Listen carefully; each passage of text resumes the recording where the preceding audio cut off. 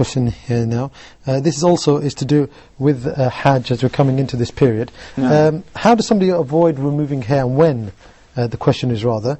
From the first of Dhul Hijjah or just before they put on the ihram, the brother asks. The question actually is referring to two major issues. The first is with regards to one who is not performing Hajj and is given udhiyah. There is a sound hadith that في Sahih Imam Muslim, the Prophet ﷺ said, if one is planning to offer a sacrifice, al-udhiyah, then generally speaking from the first day of Dhul Hijjah, the month of Dhul Hijjah, until he sacrifices his udhiyah, he should abstain from clipping the nails or removing the hair. Only the person who is planning to slaughter this sacrifice. Now this is one case with regards to those who are not performing Hajj or Umrah. But if the person is performing Hajj, he is exempted from offering the udhiyah. Then he is only restricted from removing the hair and the nail. He or she is during the state of ihram.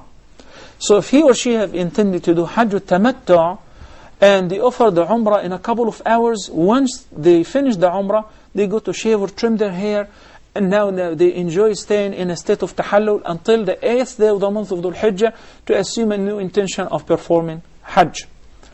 Unless if they are planning to do Hajj al-Qiran. So they do the Umrah and they remain in the same condition of Ihram all the way until they finish the rites of the Hajj. Okay? While the Prophet ﷺ recommended Hajj al-Tamattu' actually, even though the scholars differ with regards to the superiority of which type. But whichever Hajj you choose based on what suits your itinerary. So if you're going, for instance, 10 days before Hajj, why do Hajj al-Qiran? Why keep in a state of ihram worried about removing the hair or the nail or wearing stitched clothes or showering with scented soap? You just do Hajj al-Tamattu' and that's best for you. You do the Umrah, you exit from tahallul by shaving or trimming, then you enjoy the 9 days, 8 days, staying in tahallul, do the tawaf, recite Quran, pray in the haram, or even go to Al-Madinah, then return back and on the 8th day make a new intention of performing Hajj. That's known as Hajj al-Tamattu'. Now the trick is, what if you're planning, besides doing Hajj and offering the Hajj, also to slaughter a sacrifice back home? Does the hadith of Imam Muslim apply to you? Yes, it does. Well, what about if I want to remove the unwanted hair and prepare myself prior to Ihram?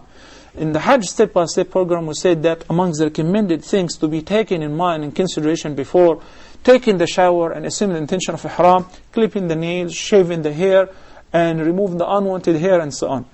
Is it permissible? Yes, it's permissible in this condition because it's a mean of personal hygiene in order to prepare yourself for a higher ritual of the Ihram.